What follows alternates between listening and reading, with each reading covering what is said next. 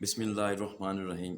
अस्सलाम वालेकुम वरहमतुल्लाहि वबरकातुहू। यूट्यूब चैनल हेल्दी लाइफ 92 में खुश आमदीद। इस व्लॉग में दिमाग में मौजूद पिट्यूटरी ग्लैंड, इसके हार्मोन्स का काम और इनकी बेकायदगी से पैदा होने वाले अमराज पर बात करेंगे। उसके लिए हमारे साथ इस वक्त मौजूद हैं होम्योपैथिक डॉक्टर अदनान अली तारड़। अस्सलाम वालेकुम सर। वालेकुम अस्सलाम। सर क्या हाल है, ठीक है आप? जी अल्लाह का सर शुक्र। ये पिट्यूटरी ग्लैंड क्या है, ये इसके ऊपर थोड़ा सा हमें ब्रीफ करें। जी थैंक यू। पिट्यूटरी ग्लैंड हमारे जिस्म में एंडोक्राइन ग्लैंड्स का मास्टर ग्लैंड भी है और हाइपोथैलेमस का हिस्सा भी, यानी इसकी साख्त और इसका जो करैक्टर है वो दोनों तरह से दोहरा है। एक तरफ ये हाइपोथैलेमस के साथ एक न्यूरल स्टॉक के साथ लटका हुआ है और वो न्यूरल स्टॉक इसकी जिस्म का हिस्सा बन जाता है। इस तरह इसकी साख्त में नर्व टिश्यू भी शामिल हो गया और ये चूंकि ग्लैंड है इसमें एपिथेलियल टिश्यू भी है, तो इसकी साख्त के लिहाज से इसका काम भी दोहरा है। यानी हाइपोथैलेमस में अगर स्ट्रेस है, दबाव है, परेशानी है, खौफ है, डर है, कोई माहौल माहौल के मुताबिक जिस तरह वो काम कर रहा है उसी तरह ये अपने हार्मोन्स की प्रोडक्शन को कम या ज़्यादा करता रहता है। अब जैसे एक कोई साइलेंटली बैठा हो और उसके गिर्द किसी पटाखे की आवाज़ आ जाए तो दिल की धड़कन फ़ौरन तेज़ हो जाएगी। उस वक़्त इसका टीएसएच लेवल जो है वो गिरेगा और उसके नीचे T3 T4 यानी थायरॉक्सिन और एंटी ट्राईएंडोथायरोनिन की प्रोडक्शन जो है वो बढ़ जाएगी और उससे दिल की धड़कन तेज़ हो जाएगी। इसके बाद इसके फंक्शन इसका इसके हार्मोन्स कौन कौन से हैं। सबसे पहला इसका हार्मोन है ग्रोथ हार्मोन, जो हमारे जिस्म की नशोरमा यानी जिनका कद नॉर्मल है वो भी इसकी वजह से है, एबनॉर्मल लंबा है या नॉर्मल से छोटा है या बहुत मोटापा है, ये सारा ग्रोथ हार्मोन की वजह से है। और इसके अलावा ग्रोथ हार्मोन जो है वो कुछ निचले हार्मोन की प्रोडक्शन को भी मेंटेन करता है। इसके बाद इसका दूसरा हार्मोन है थायराइड स्टिमुलेटिंग हार्मोन। ये थायराइड को उसके फंक्शन के लिए स्टिमुलेट करता है। जिस तरह की स्टिमुलेशन यहाँ से जाएगी उसी तरह आगे थायराइड के हार्मोन जो है वो पैदा होंगे। ये है टीएसएच, थायराइड स्टिमुलेटिंग हार्मोन। इसके बाद फोलिकल स्टिमुलेटिंग हार्मोन है। फोलिकल मतलब अंडे। ये फीमेल्स में ओवम की अंडों की पैदावार और मेल में इसके नीचे इसमें कुछ इंटरस्टिशियल सेल्स काम करते हैं जिसके जरिए स्पर्म की पैदावार, मतलब ये जेनिटेलिया को कंट्रोल करने वाला हार्मोन है, फोलिकल स्टिमुलेटिंग हार्मोन एफएसएच। इसके बाद ल्यूटिनाइजिंग हार्मोन, वो भी इसका सपोर्टिव है। इसके बाद एड्रीनोकॉर्टिकोट्राफिक हार्मोन, ये एड्रीनल ग्लैंड को रेगुलेट करता है, स्टिमुलेट करता है या कंट्रोल करता है।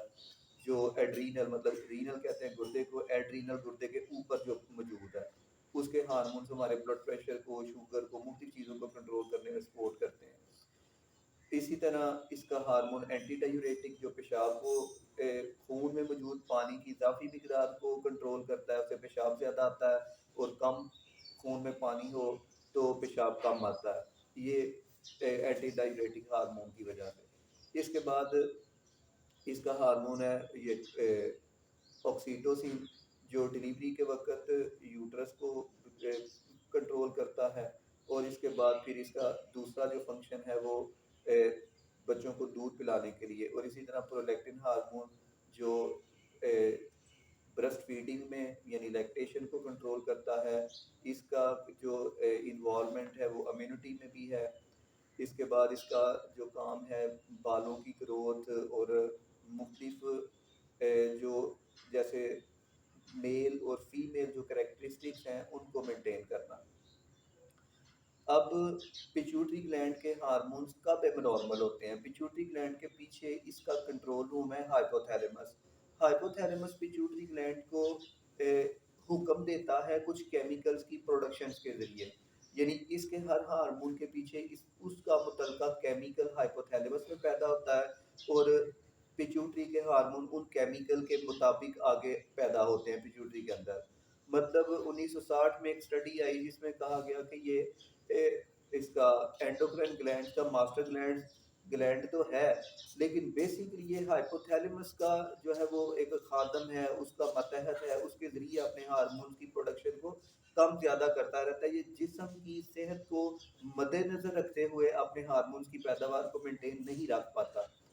जैसे कोई स्ट्रेस में हो, परेशानी में हो, दबाव में हो, खौफ में हो, سفر کر رہا ہو، اس کا جسم میں کوئی ابنارملٹی ہے، اس کے ماحول میں کوئی ابنارملٹی ہے، ان ساری صورتوں میں کیا ہوتا ہے کہ پیچوٹری کے ہارمونز کی پروڈکشن جو ہے وہ ہائپوتھیلمس کے خوف کی وجہ سے چینج ہو جاتی ہے، کیونکہ ہائپوتھیلمس کی نیورل سٹاک بھی ہائپوتھیلمس کا حصہ ہے اور وہ پیچوٹری کے اندر آتی ہے، تو اس کا مطلب ہے کہ پیچوٹری گلینڈ بھی ہائپوتھیلمس کا حصہ ہے۔ تو پیچوٹری گلینڈ کے ہارمون جو ہے وہ ہائپوتھیلمس کے تحت کنٹرول ہوتے ہیں، ماتحت کنٹرول ہوتے ہیں، اور جو پیچوٹری ہے وہ پورے جسم کے ہارمونز کو اپنے ہارمونز کے ذریعے کنٹرول کرتا ہے۔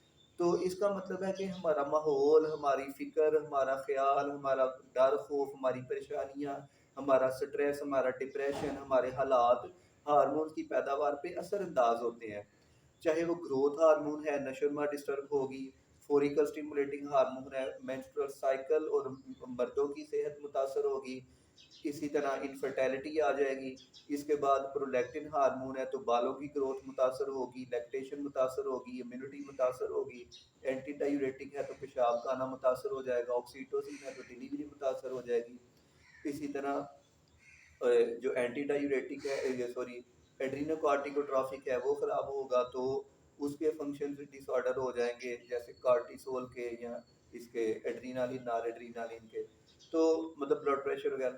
تو بات کرنے کا مقصد کہ جہاں پہ ہارمونز کا جس حصے کو کنٹرول کرنے کا انتظام اس کے ہاتھ میں ہے وہ انتظام خراب ہو جائے گا، یعنی اگر صرف ہم ٹی ایس ایچ کو لے لیں، تھائرائڈ اسٹیمولیٹنگ ہارمون کی پروڈکشن کم ہو جاتی ہے تو دل کی دھڑکن تیز رہنا شروع ہو جائے گی۔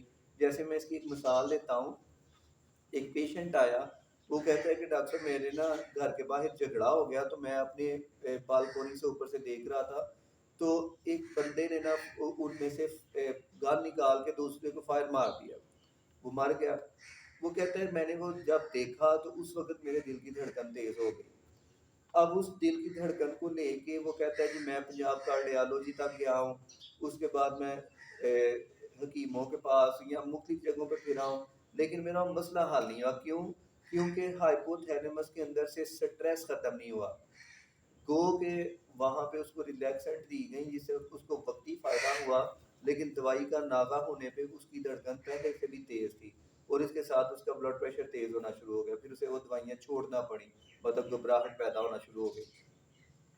تو بات کرنے کا مقصد کہ جس طرح سے باہر سے ہمیں ماحول اور حالات ملیں گے اس کے مطابق ہمارے ہارمونز خراب ہو جائیں گے، یعنی سٹریس میں جیسے پیریڈز، مینسٹرل سائیکل کی بے قاعدگی ہو جاتی ہے، کم ہو جاتا ہے، رک جاتا ہے، اسی طرح مردوں کی صحت متاثر ہوتی ہے سٹریس میں، اسی طرح سٹریس میں پٹھوں کا کھچاؤ پیدا ہو جاتا ہے، پیشاب بار بار آنا شروع ہو جاتا ہے، بھوک ختم ہو جاتی ہے، بھوک بہت زیادہ ہو جاتی ہے، منہ خشک ہونا شروع ہو جاتا ہے، پسینہ آنا شروع ہو جاتا ہے، مطلب اس کی ملٹیپل ٹائپ کے ڈس آرڈرز ہیں بہت زیادہ۔ تو ساری باتوں کی ایک بات کہ اگر کوئی ذہنی طور پہ کمفرٹیبل ہے، ریلیکس ہے اور ایزی ہے اس کی لائف، تو اس کے ہارمونز بیلنس ہوں گے۔ اب سٹریس سے نکلنا فوری طور پہ میں اس کے لیے چھوٹا سا آپشن دے دیتا ہوں کہ جیسے ہم سب روحیں ہیں اور روحوں کو جسم پرفارم کرنے کے لیے ملا ہوا ہے، تو روح جسم کو بہترین طور پہ کب کنٹرول کرے گی؟ جب روح فطرت کے قریب ہوگی، اور روح کی فطرت عبادت کرنا ہے، تو جب ہم عبادت میں لگے رہیں گے، ہم ذکر اذکار کی طرف لگے رہیں گے تو ہماری روح مطمئن رہے گی اور طاقتور رہے گی، اس سے ہمارا جسم جو ہے وہ بہترین کنٹرول میں رہے گا، مطلب ہم حالات سے زیادہ آسانی سے اور جلدی متاثر نہیں ہوں گے۔ اور اسی طرح خوراک ہے، وقت پہ کھانا، صحت مند غذا کھانا صحت کے لیے ضروری ہے۔ اگر وقت پہ نہ کھانا کھایا جائے اور فطری طرز زندگی نہ اپنایا جائے تو پھر صحت نہیں ہوگی، مطلب دونوں میں سے ایک آپشن ہے کہ یہاں ہم غیر فطری طرز زندگی پہ چلے جائیں، غیر صحت مند غذا پہ چلے جائیں، یا ہم صحت مند رہیں۔ تو یہی چیزیں ہیں جو ہمیں ہارمونز کو بیلنس کرنے کا یا امبیلنس کرنے کا سبب بنتی ہیں، اور جب یہ امبیلنس ہو جاتے ہیں تو پھر ہمیں دواؤں کی طرف جانا پڑتا ہے۔ تو اس میں آسان طریقہ علاج ہومیوپیتھی اس لیے ہے کہ ہومیوپیتھک ادویات کی جو پروونگ ہے وہ انسانوں پہ ہوئی ہے، اور اس کے اندر جو ذہنی علامات آتی ہیں انسانوں پہ آزمائش کے دوران وہ بڑی باریک ہوتی ہیں، مطلب خیال، سوچ، فکر، ڈر، پریشانی، رجحان، شوق، رغبت، مطلب ان ساری چیزوں پہ، جذبات، ان ساری چیزوں پہ دوائیاں سلیکٹ ہوتی ہیں۔ تو یہ ساری چیزیں ہارمونز کی وجہ سے متاثر ہوتی ہیں یا ان کی وجہ سے ہارمونز متاثر ہوتے ہیں۔ تو اگر ذہنی صحت ہوگی تو آٹومیٹکلی ہارمونز بیلنس ہو جائیں گے، اور ہارمونز بیلنس کرنے کے لیے اگر ذہنی علامات میں دوائیں تجویز ہوں گی تو وہ زیادہ محفوظ طریقے سے شفا یابی کی طرف لے جائیں گے، نہ کہ ایلوپیتھک طریقہ علاج میں مصنوعی ہارمونز دے کے ساری زندگی ہارمون کو بیلنس کیا جائے۔